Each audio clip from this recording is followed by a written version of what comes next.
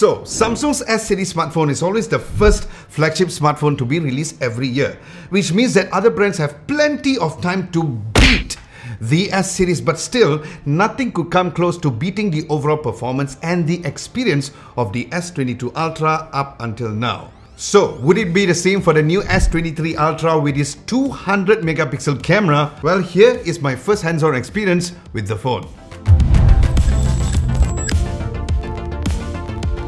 Now first, let's talk about the phone's design, because when I first held the S22 Ultra last year, I mentioned that it is one of the best smartphone finishes and I loved the no camera bump, clean overall and minimalistic design, and I'm super glad that Samsung has decided to follow the same design and build quality as last year's model. But sticking to the same design may attract some critics who may complain about why they didn't change it. Well, frankly, I am with Samsung on this because that seems to be the case for other smartphone manufacturers too anyway. Because in my humble opinion, why fix something that is practically perfect, right? However, there was a very slight difference in the curvature of the display's edge, which is only apparent if you have the S22 Ultra and also the S23 Ultra next to each other, as the new S23 creates a slightly larger flat surface area too. Then to further enhance the durability again, Samsung becomes the very first smartphone to introduce the latest Corning Gorilla Glass Victus 2 protection for their phones. Now, another thing that I really appreciated, and I'm sure you would too, is how they are using even more recyclable materials, which is up to 12 internal and external components compared to 6 on the S22 Ultra, which includes recycled glass for the front and the back cover, aluminium for the side tray, side keys and volume keys, and the plastics as well for the S Pen's inner cover, the bottom speaker module and more. Then as for the color options, there are 4 colors to choose from, where the one that I'm having is in green and is available in other colors such as cream, lavender and phantom black. So yes, this means there is no white for this year's S23 series. Now as for the phone spots and buttons, it is similar to last year's placements. And of course, there's the return of the S Pen once again, which is stored inside of the phone as well, which I'm glad that it wasn't a one-off thing for last year's model. So it's super nice that the S Pen is here to stay.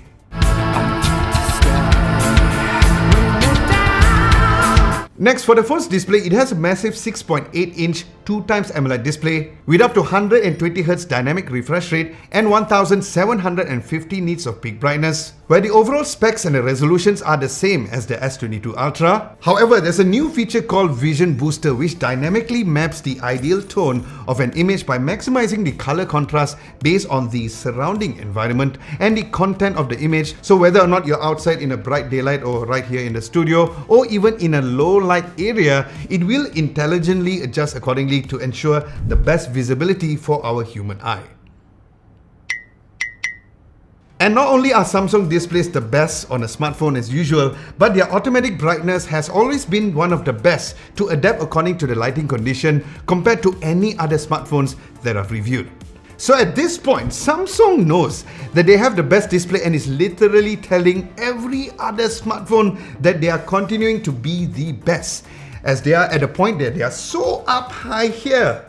You can't even see them, and they're looking down and waiting for everyone down there and says, "Come at me, boy." Now as for the phone's cameras, here's where you'll see a massive change over here, as the main camera comes with a huge 200 megapixel main lens, which is the first on a Samsung smartphone, which is a huge leap compared to last year's 108 megapixel sensor on the S22 Ultra. Then there's a 12 megapixel f2.2 ultra-wide lens, a 10 megapixel f2.4 telephoto lens with up to 3 times optical zoom, and another 10 megapixel lens but a periscope telephoto lens that can go up to 10 times optical zoom and 100 times digital zoom. However, the front camera is a 12 megapixel camera instead of a 40 megapixel last year. Not sure why it is different, but we shall see, or I shall see, how does it compare to last year's model. Now, during my first impressions, after taking some quick shots, as predicted, the image quality remains to be top flagship level with impressive dynamic range, and even for the supposedly lower megapixel count for the front camera, to me, still look amazing. Then of course I did take some shots on the 200 megapixel mode, which also showed excellent results with this adaptive pixel sensor that combines into one large pixel. Hence you'll get even more brighter and even more detailed shots, especially in a low lighting environment. Therefore it will be so much better when it comes to enhancing the night shots, also known as Samsung's nightography, where this nightography mode is definitely one of the best that I've tested on the S22 Ultra, which I'm eager to test out this low light camera performance even further when I get my hands on a review unit. So do subscribe to this channel if you haven't done so. So this 200 megapixel sensor is not for the sake of numbers, because there's also the enhanced autofocus, as it now uses a super quad pixel, which are 4 adjacent pixels to detect differences from top to bottom, left and right, to ensure the best and super fast focus, since they are more point of reference. And with the overall image processing of the front camera, it will also apparently give improvements for the night selfie. And here's where I would love to test this out, since it has a smaller megapixel count than last year. Then as for the video, it records up to 8K as usual. And yes, although I say as usual, because at this point in time, many smartphones are really struggling with this. And although some has the same recording resolution, this time around Samsung has unlocked the recording frame rate up to 30 frames per second compared to only 24 for last year's model. And I've said it before and I'll say it again, that 30 frames per second is the right frame rate, okay? Then apparently video stabilization will be even better at night, where it uses the adaptive VDIS and has 2 times wider OIS compared to last year's S22 Ultra. And this is great because while many smartphones have great stabilization during the day, but it doesn't do a very good job at night, especially with this very jittery image or even quite noisy image. So I'm also eager to test this video quality during a night. Then finally, there are some enhanced software features too, like Astrophoto and multiple exposures through the Expert RAW camera app. Then the other additional specs of the phone that you need to know is the fact that the phone comes with a 4nm Snapdragon 8 Gen 2 chipset. Yes, here in Malaysia too. And as usual, there'll be options from 12GB of RAM and storage options from 128GB to 1TB. Then as for the phone's battery, just like last year, it has a huge 5000 mAh of battery that can support fast charging up to 45 watts, where you'll need to purchase the 45 watt charger separately. It also comes with 15 watts of fast wireless charging and reverse wireless charging up to 4.5 watts. Next, as for the phone software, it comes shipped with Android 13 with One UI version 5.1, and it's lovely to see how One UI keeps getting better and better with the right updates, not only from a stability standpoint, but also with the new features like modes and routines for exercise, work, driving, sleep, and more depending on the timing and your activity as well. Then there's also Bixby text calls to respond to upcoming calls with a text, which I definitely would love to try. And thanks to the continued collaboration with Google, you can even co-edit documents in Samsung Notes when you're online using apps like Google Meet as well.